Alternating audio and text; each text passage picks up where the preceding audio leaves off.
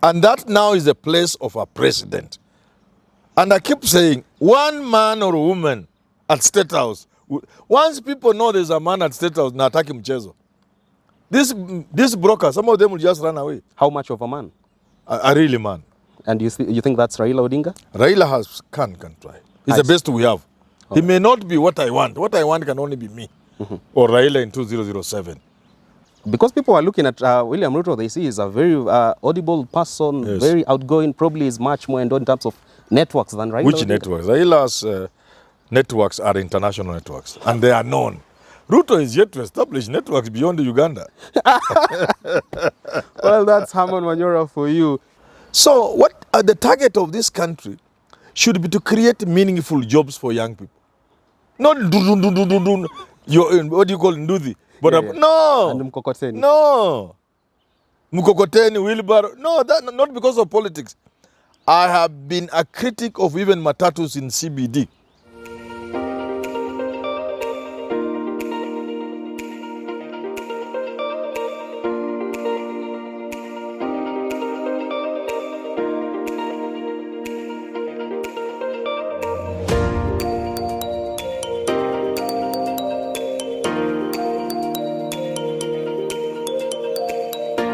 Greetings and welcome to yet another edition of Business Glide here on Herman Manyora's channel. My name is Richard Mwenja. Always a pleasure having you on board.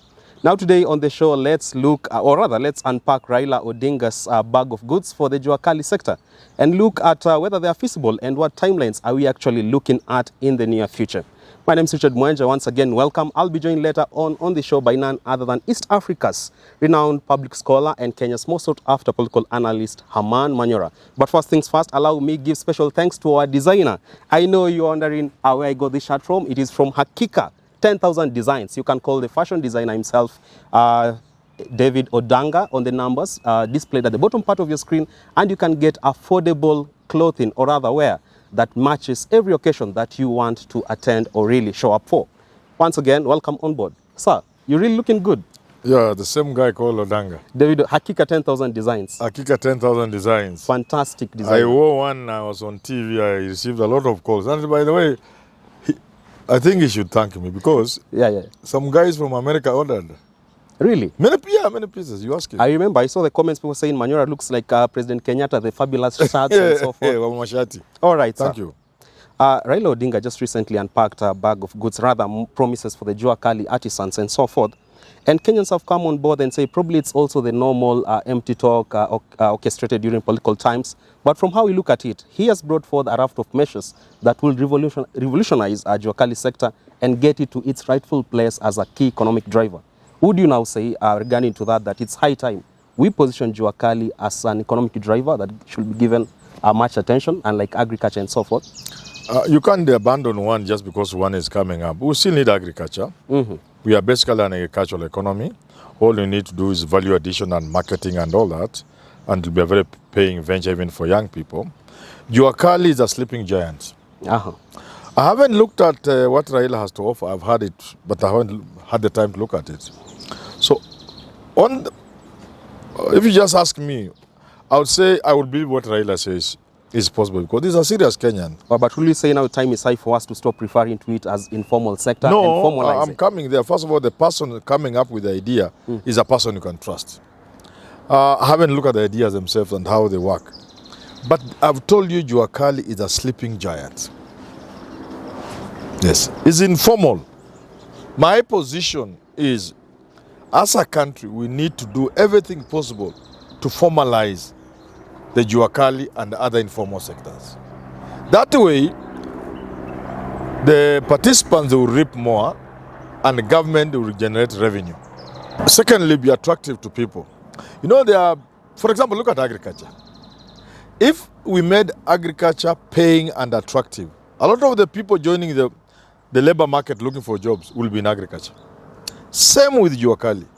If we made Juakali and other informal sectors, if we make them attractive, we'll reduce the number of people queuing for jobs.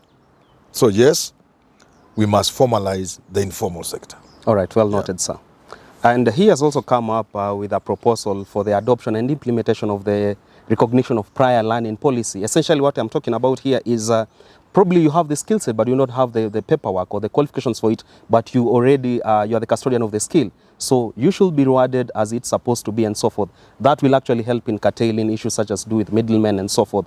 Would you say now this one of now formalizing the Juakali people and really rewarding them for their But I'm skills? surprised because that is already there. The Kenya Kenya Qualifications Authority is exactly established to do that. So maybe because it has not picked up, then Raila is amplifying it. It is there because you know how to do a job. You are a fundi, you can build something, All you right. can construct a chair, a table, but nobody has ever trained you. You've learned it, you know it. Customers trust you. But there will be a place where they want somebody to trust that you can do it, maybe if you're applying for a job. Not a job or employment. Let's say there is like a small tender. They will say they want somebody of a certain qualification. You can do it, but you don't have the papers. So what Raila is saying, we will look at a way of certification. We give you a certificate, even if you didn't go to school, but you can do the job. All right. Which is a good idea. Let's advance that conversion and now Yes. look at the issue of now the middlemen and brokers who, for a Juakaliatsan to access the high-end markets, oftentimes it's an arduous task. Now, will you say now this is the final nail on the coffin that we'll see no longer issues of middlemen and artisans reaping peanuts from their trade? You know, middlemen are there everywhere you go. Brokers are always there, but you minimize the damage. Just like the music people. All right. Producers used to milk them dry, but now there have been interventions and now you do your music, you benefit from there, you put it on YouTube and you earn money, the middleman is not there. So yes, we need to do that for the Juakali artisans so that they can reap benefit. If you formalize the way we are talking, both in terms of certification and other ways of making a business formal, then they can even apply for the things direct. You see? And then through cooperative societies, through togetherness, they can do marketing of their their products. They can even reach the big buyers. Yeah. All right. But sir, how comes accessing the export certificate has become such a bottleneck for those Juakali artisans who've come on board and said, in as much as Raila is promising goodies, Yes. we still see the challenges of you going to export your good will be such a Herculean task. Because why am I saying so? You might meet the threshold that's needed in terms of quality and quantity and so forth and consistency in supply. But better still, when you go to the export processing zone and all those authorities, they block you away and only cartels can now handle your goods on their behalf. That is the problem of cartels. And that now is the place of a president. And I keep saying, one man or woman at State House, once people know there's a man at State House, na ataki mchezo. This broker, some of them will just run away. How much of a man? A really man. And you think that's Raila Odinga? Raila can try. He's the best we have. He may not be what I want. What I want can only be me. Or Raila in 2007. Or Mada Karua. Manyora, Mada Karua and Raila of 2007. So Raila of now can do it much better than anybody else going for this job. All right. So we can trust he can do it. All right. Because one man will send cartels packing and dismantle some of the regulations that favor those cartels. You know, about export, I was surprised. I was really shocked. I thought people exporting things will be celebrated. I was shocked to learn there is so much bureaucracy and red tape. Shackles. I was actually shocked. I was shocked to learn that you can have something you want to export.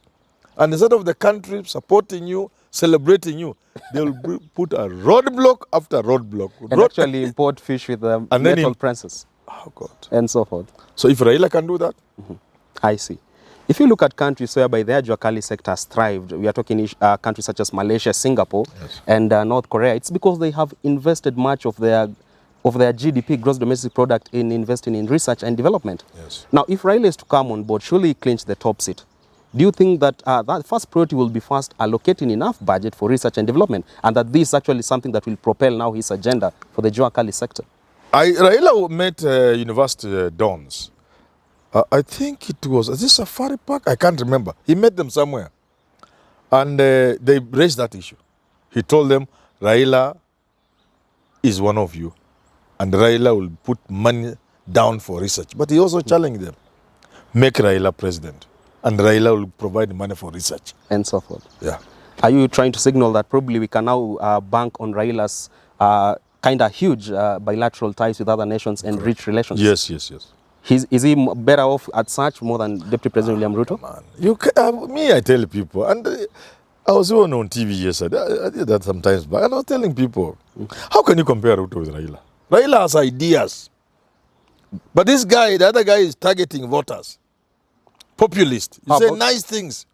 But Raila is coming up with ideas. You can sit down as an intellectual or an expert and engage the ideas Raila is putting on. But you need partners to invest in your idea. Does he have that capacity, the muscle, to bring on board? To bring?